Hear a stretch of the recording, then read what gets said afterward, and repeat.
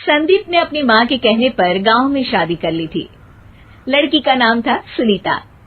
माँ का कहना था एकदम मॉडर्न बहू नहीं होनी चाहिए, लेकिन उन्हें नहीं पता था कि गांव से आने वाली बहू सुंदर सुशील तो होगी और उसको गांव से बाहर भी निकाल लाएंगे, लेकिन उसके अंदर का गांव कैसे बाहर निकलेगा।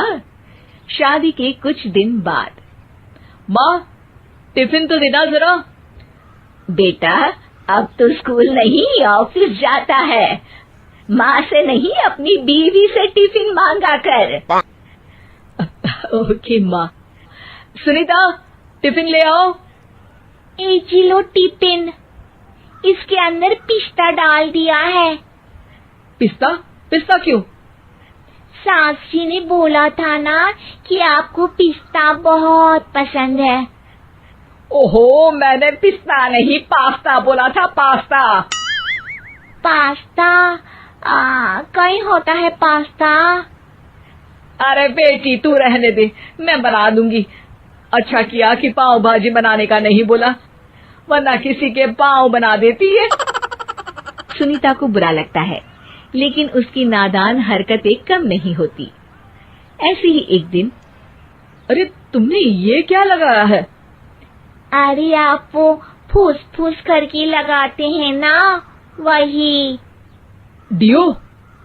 का दियो? किसको दियो? अरे वही ना जिससे खुशबू आती है। हाँ सही पकड़े हैं। अच्छा लेकर तो आना। कौन सा डियो लगाया तुमने? अभी लेकर आते हैं जी।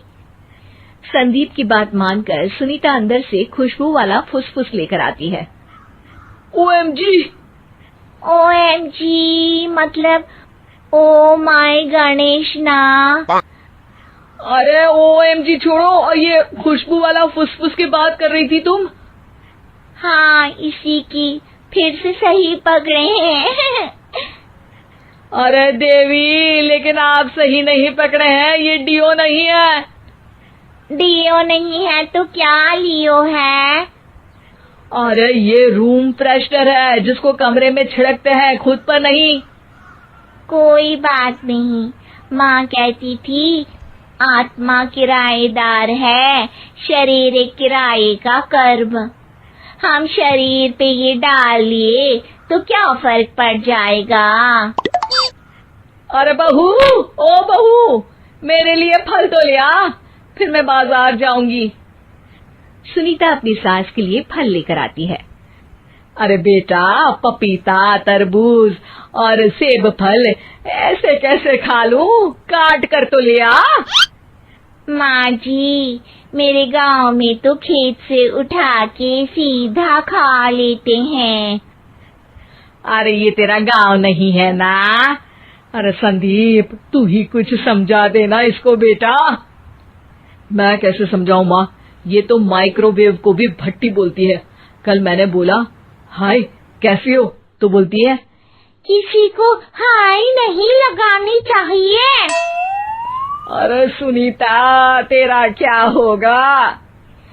अभी तो कैसे बताऊं माँ जी, अभी हम कुछ करेंगे फिर पता चलेगा क्या होगा, लड़का या लड़की।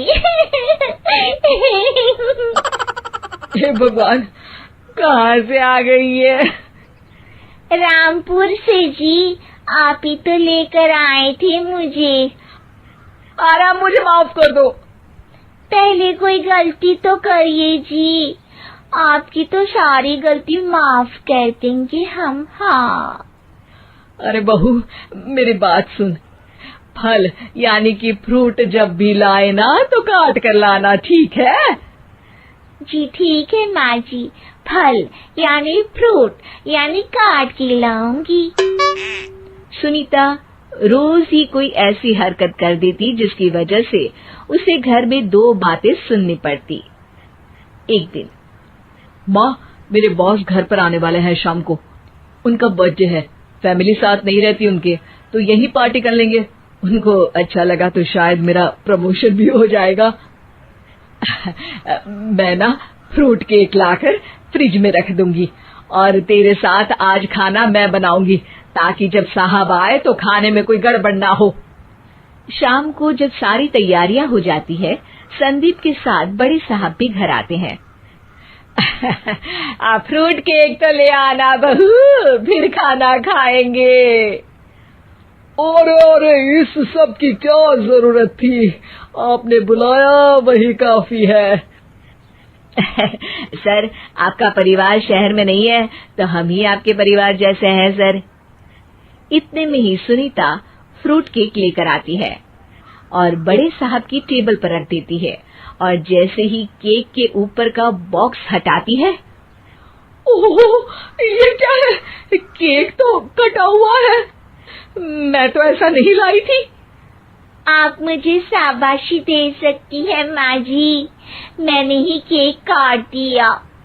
आपने कहा था ना, फल यानी फ्रूट यानी हमेशा काट के लाना, तो फ्रूट केक भी तो फ्रूट ही है ना, तो मैंने पहले ही काट लिया। हूँ ना मैं समझदार। अरे बहू, ये क्या किया? केक हमेशा वही काटता है जिसका जन्मदिन होता है। तुझे एक बात भी समझ नहीं आती, एक नंबर की बेवकूफ है। पूरा माहौल बिगड़ चुका था। संदीप को लगने लगा था कि साहब उसे प्रमोशन तो दूर की बात है, कहीं डिमोशन ना दे दे, लेकिन साहब बीच में ही बोल पड़ते हैं। अरे कोई बात नहीं, ये इनकी बेवकूफी नहीं है, इनका भोलापन है। बेटा, आप कहाँ से हो? रामपुर गांव से। अरे वाह, गांव से? फिर तो आपके गांव में ताजे फल और सब्जियां मिलते होंगे। हाँ, सही पकड़े हैं। हम तो काटते भी नहीं, सीधा खा लेते हैं।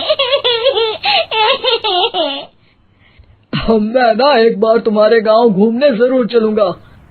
क्यों संदीप, ले चलोगे ना? मुझे गांव घूमना बहुत पसंद है।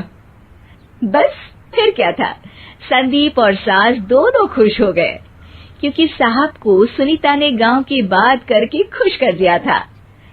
अब संदीप का प्रमोशन पक्का था। शिक्षा, कभी भी किसी भी गलती पर घबराना नहीं चाहिए। हो सकता है कि उस गलती की वजह से आगे बड़ा फायदा हो जाए।